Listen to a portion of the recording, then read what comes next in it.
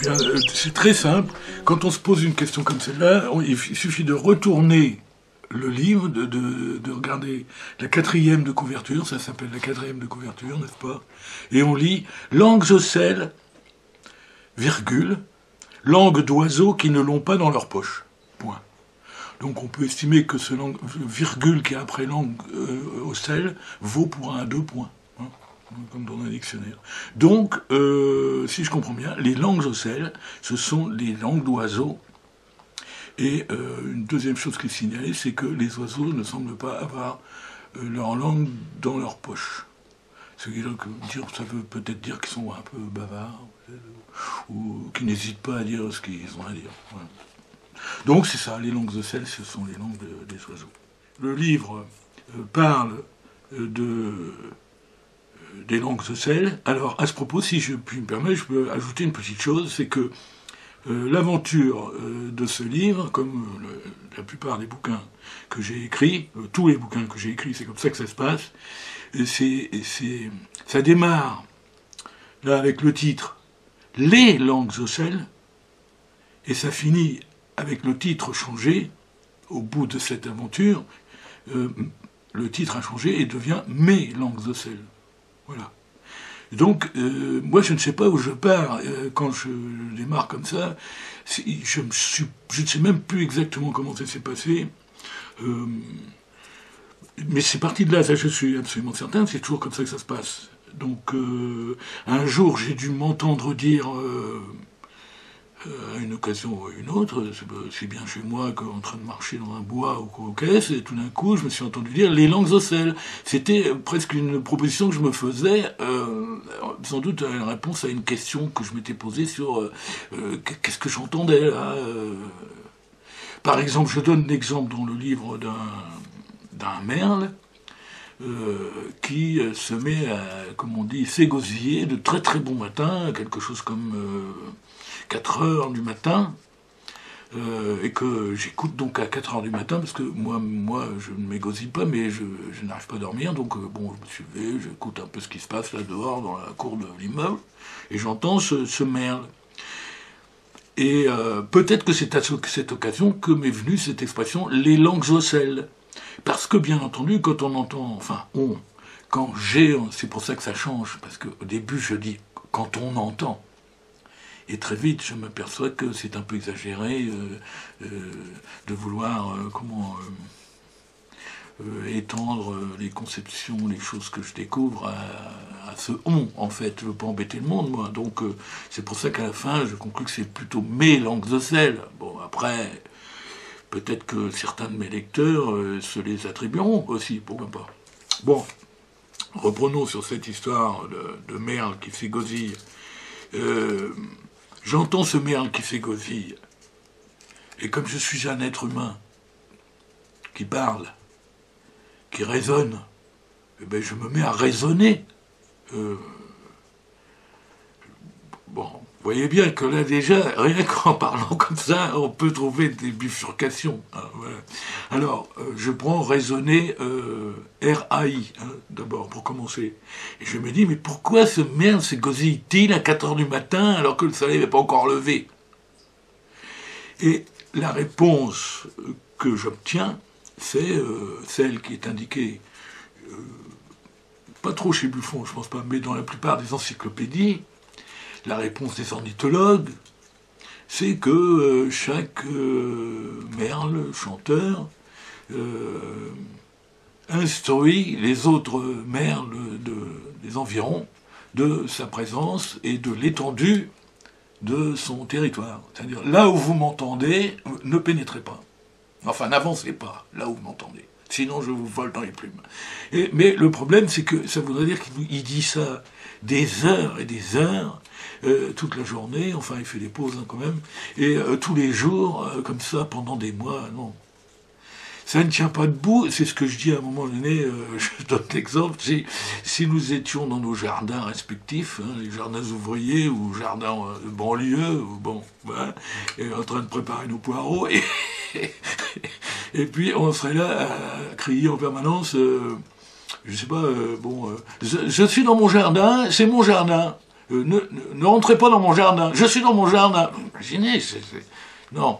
Si on parle, si on s'exprime, si on se met à chanter subitement parce qu'on est en train de faire son jardin, c'est certainement pas pour dire des bêtises pareilles. Voilà. D'où, voilà, vous voyez ce que ça donne. Ça, c'est par le raisonnement, RAI. Mais ensuite, il y a aussi le raisonnement, c'est-à-dire ce fait que, par des liens imaginaires, sensibles, par l'oreille, ce que j'entends du merle va résonner parce que je me mets à la disposition de ce raisonnement aussi. Hein. Enfin, vous voyez ce que je veux dire, je fais la cloche. Voilà. Voilà. Bon, ben voilà, et ensuite on travaille, quoi, on passe du merle à d'autres oiseaux, la mésange, ceci, cela, et puis ça fait tout un parcours avec des chapitres, oui, avec des chapitres, bon. Voilà. Et puis, mais ça, c'est une organisation de l'ordre du raisonnement, un RAI, qui sert aussi un peu à, comment dirais-je, au raisonnement avec un « et ». Ouais, c'est assez complexe. C'est pas la suite des chapitres n'est pas seulement logique. Elle est aussi d'ordre harmonique. Voilà. Voilà. Et puis, donc, il y a des chapitres, et puis chaque chapitre fait l'objet de gloses et de quelques notules supplémentaires. Voilà. Mais bon, c'est pour aussi, je vois, c'est pas par souci harmonique, oui, plutôt que logique. C'est pas un essai scientifique. Hein. Pas du tout. Les choses que je dis là sont très sérieuses et sont vérifiées et vérifiables, mais ça n'a pas rien à voir avec un discours scientifique. Non. Mais ce n'est pas non plus entièrement fictif. C'est toujours de l'ordre de ce que je raconte dans les autres bouquins sur le faux vrai qui lutte contre le vrai faux d'aujourd'hui. Voilà. Moi je fais du faux vrai pour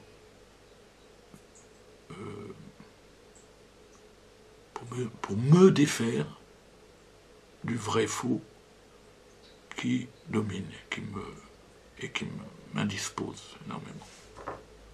Voilà. Alors, bon, ça peut être utile à d'autres personnes de voir comment je m'y prends, de faire, éventuellement, s'ils veulent, peuvent faire pareil, mais pas forcément avec les oiseaux, peuvent le faire avec les fleurs, avec les artichauts, avec les livres, avec la politique, voilà. Ce qui est intéressant, enfin, pour moi, pourquoi je fais ça, c'est pour cultiver mon attitude, vous voyez, c'est cultiver l'attitude. Et qu'est-ce que je trouve chez les oiseaux, là-dedans, et dans leur langue, enfin, c'est cette attitude qu'ils ont. Voilà. Pourquoi on n'essaierait pas de cultiver cette attitude-là, hein? Il y a beaucoup de choses différentes, un peu comme si un collègue de la maison, que je peux citer, c'est un très bon ami, Frédéric Valabrègue, me suggérait ce mot qu'on utilisait autrefois, qui s'appelait miscellanée. Bon, pourquoi pas miscellanée, mais dans le cadre d'un objet bien déterminé, celui qu'on a donné tout à l'heure, les langues d'oiseaux. Ou alors peut-être voir ça, c'est-à-dire que vous avez un objet d'étude, hein, ou un objet d'aventure, comme j'ai dit, et vous allez utiliser un certain nombre de matériaux que vous trouvez là, à portée de voix, à portée de main, quand vous écrivez, pour pouvoir examiner cet objet en question. Alors, ça peut avoir un côté, et puis faire une construction, faire un tableau, enfin, voilà. Et donc ça peut faire penser à une mosaïque. Bon, parce que, mais une mosaïque, ça serait quand même que toujours des petits pavés de céramique de couleurs différentes. Là, il faudrait imaginer une céramique où non seulement il y aurait des pavés des petits pavés de couleurs différentes, mais il y aurait des morceaux de papier, des bouts de carton, une brique, vous voyez, comme certains peintres faisaient des tableaux à une certaine époque, où on trouvait bien sûr de la peinture dedans, mais aussi du papier buvard, journaux, morceaux de bois, etc., etc. Bon, voilà. Là, moi, je considère que tel un poème pris chez un autre auteur, une étude au passage d'un oiseau et de ce qu'on en a dit, tout ça, c'est le matériau qui me permet de poursuivre mon enquête. Si tant est qu'on puisse appeler ça une enquête. C'est peut-être une enquête, pas policière, mais quand même une enquête. On appelle ça aussi, je sais pas, moi, une recherche. Je sais pas. Alors, tous les matériaux sont là, et il n'y en a pas, on voit pas pourquoi on les négligerait celui-là plutôt qu'un autre, et tout est, pour moi, tout est permis. Enfin, je veux dire, à partir du moment où ça me permet d'avancer, de comprendre mieux un petit peu de quoi il retourne, parce que, par exemple, sur les chants d'oiseaux, il s'est dit beaucoup de choses. Donc, c'est intéressant de voir ce qui s'est dit. Alors, par exemple, vous avez l'oiseau classique, l'oiseau dont on parle tout le temps, parce qu'il a un chant très repérable et qui chante, il est l'un des seuls à chanter la nuit avec le merle. Bon, c'est le rossignol. Bon, ben, le rossignol, qu'est-ce qu'on n'a pas raconté jusqu'à il y a peu. Et donc, c'est pour ça que je cite une discussion, enfin, entamée, on va dire, par Emmanuel Ocar, qui est d'ailleurs un poète publié par les éditions POL, et dont parle un autre écrivain d'ailleurs, toujours de la maison POL, comme c'est curieux tout de même, comme c'est curieux, Pierre Alféry a écrit un texte là-dessus très très intéressant sur le rossignol d'Emmanuel Ocar. Alors je reprends ça, parce que ça m'intéressait bien d'aller vérifier si ce qu'il disait c'était vrai. Bon, vous voyez ce rossignol un peu, disons-le, nunuche, vous voyez, le rossignol nunuche. Bon, alors, est-ce que c'est vrai? Donc, alors, j'ai fait un petit montage de textes que j'ai récupérés à droite et à gauche, d'auteurs qu'on peut complètement oubliés, sauf par les professeurs, bien sûr, hein, mais Paul Fort, par exemple, bon, je ne sais pas s'il y a encore énormément de monde qui lit Paul Fort. Cocteau est toujours très très connu, mais le texte que j'ai sorti là, je crois qu'il y a beaucoup de monde qui le connaissent. Bon, enfin, des choses comme ça, où il y a comment on dit, il y a à boire et à manger. C'est-à-dire, il y a des choses, on dit, ah non. Et puis il y en a d'autres, on se dit, non, mais quand même, c'est pas si mal, c'est pas aussi nunuche qu'on le dit, quoi. Alors, c'est intéressant, moi, ça m'a pas mal intéressé de faire ça. Mais vous voyez, ça, c'est en marchant. En fait, je le savais pas, moi, tout ça, c'est...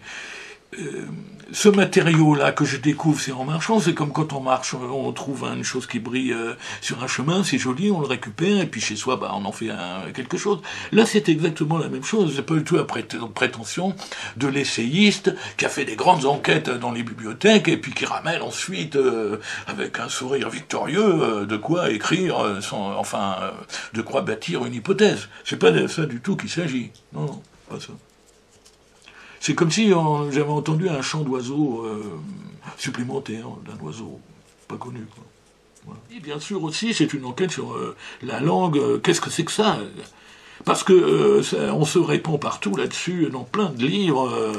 Depuis le temps que j'écris, vous pensez bien que j'en ai lu des bouquins, et alors ça se répand dans tous les sens. Ça nous donne des définitions de la langue, du langage, du discours, tout ça. Et alors qu'ils sont contradictoires les unes avec les autres, c'est absolument effarant. Alors moi, ça me déplaît beaucoup que ce soit dans un tel désordre. Je dis pas que je voudrais que l'ordre soit définitif et que bon, mais j'essaie d'expliquer comment je m'y retrouve moi. Par exemple, je ne vais pas dire là, il y a tout un passage parce que il y a un ami qui m'écrit pendant que j'écris là, ce livre, et qui me dit écris donc quelque chose sur Baudelaire. Bon, comme c'est un ami, je me mets à écrire quelque chose sur Baudelaire. Mais bon, je perds pas le nord de mon affaire. Parce que bon, bien sûr que on ne perd jamais tout à fait son nord quand on parle des langues d'oiseaux. On finit toujours tomber sur un poète ou sur un autre. Bref, je tombe sur des phrases qui, deux points, ouvrez guillemets, la langue de Baudelaire. Alors, bien sûr, on va me dire c'est une image. Mais est-ce que vous pensez franchement, la langue de Baudelaire? Mais non, moi, je ne peux pas utiliser une expression comme celle-là. Parce que, pour moi, Baudelaire parle français. Enfin, je veux dire, la langue de Baudelaire, c'est le français. C'est même, d'ailleurs, quand vous faites une transcription d'un chant d'oiseau, écrite, une transcription écrite. Pas parce qu'autrefois c'était comme ça qu'on faisait, on n'avait pas de magnétophone, on se promenait pas en forêt avec des magnétophones. Alors deux choses, une fois on était compositeur, et à ce moment-là on ne retenait que les notes, et on notait les oiseaux, comme faisait Olivier Messiaen, soit on était plutôt ornithologue, et à ce moment-là ça donnait des sortes de choses, de poèmes... une sorte de poème, quoi. Par exemple, vous permettez, je vais acheter juste un petit truc. Alors, on va en trouver un bout quelque part, quand même, non? Voilà. Alors, par exemple, ça. 8, 8, 8, 8, 8, 8. 6 Q, 8, 8, 8, 8, 8, 8, 8, 8. 8, 8, 8, 8, 8, 8, 8, 8. 8, 8, 8, 8, 8, 8. To you, to you, to you. 8, 8, DJ, DJ. Il en pipleu, pipleu.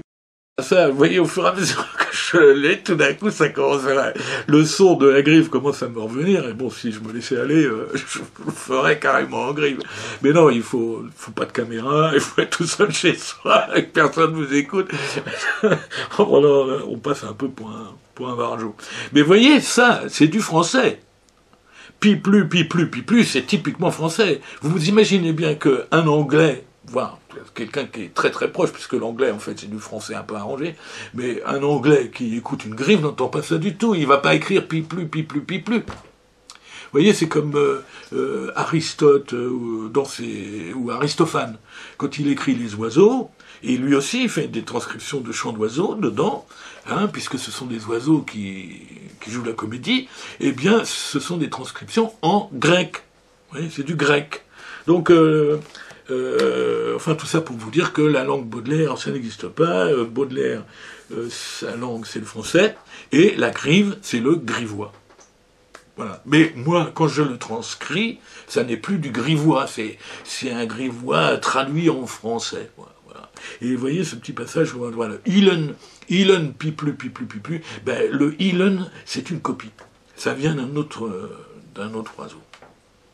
Parce que les oiseaux se copient entre eux. Il y a du plagiat chez les oiseaux. Vous vous rendez compte? Du plagiat chez les oiseaux. Je suis ni philosophe, je suis pas professeur de philosophie non plus. Pas tout à fait la même chose. Je ne suis... On a dit, enfin, c'est-à-dire, on a classé mes livres, la plupart de mes livres, quand par exemple, je les présente pour essayer d'obtenir une bourse ou une chose comme ça, je les présente à une commission du Centre national du livre, qui est la commission poésie. Donc, c'est une manière de classer les choses. Bon. Mais il est entendu que, par exemple, dans mes langues officielles, dans ce bouquin qui fait 300 pages, 350 pages, c'est pas toujours de la poésie. Quelquefois, il y a des passages qui sont de poésie poétique, là, tout à fait la fin, là. La fin qui raconte la chasse au breg, ça c'est un poème intégral. Alors là, vous avez carrément de la page 321 à la page 361, 63. Vous voyez, ça fait quand même un paquet. Là, vous avez un beau paquet de poésie. Bon, pour le reste, c'est comme tout à l'heure, comme je l'expliquais tout à l'heure sur cette histoire d'aventure où on ramasse ce qu'il y a à apprendre, eh bien, ça peut être aussi bien philosophique, linguistique, romanesque pas trop, mais enfin quand même, quelquefois un peu. C'est-à-dire la fiction qui dérape vers le romanesque, ça peut arriver. J'aime pas ça, mais bon, ça arrive. Et puis voilà, après, c'est le lecteur qui décide, voyez-vous. Alors, je comprends tout à fait qu'il y ait des lecteurs qui puissent dire « Quel cuistre !» Ah bah oui, par exemple, il y a un ami qui m'a dit, vous voyez, sur la page de couverture, c'est marqué « Prodrome ». Prodrome. Bon. Alors il m'a demandé, il m'a dit, mais ça veut dire quoi ça, prodrome? Alors je lui ai dit, bah écoute, voyons, vélodrome, autodrome, cyclodrome, bon, drome c'est la course, hein, un truc comme ça, hein. Et pro c'est en avant. Alors c'est lui qui m'a dit, avant-coureur. Mais c'est un cuistre ce type. Vous voyez ce que je veux dire? On est toujours le cuistre d'un autre. Non, j'ai mis prodrome, c'est c'est une sorte, vous avez entendu ça, une sorte de petit salut que je fais à d'autres personnes qui ont écrit un livre qui s'appelle Signe annonciateur d'orage. Prodrome, c'est signe annonciateur, on va dire, de ce qui va suivre après, parce que là, c'est la première partie de l'étude sur le signifiant dans la nature, et il va y avoir une deuxième partie. Donc ça, c'est prodrome, c'est les signes annonciateurs.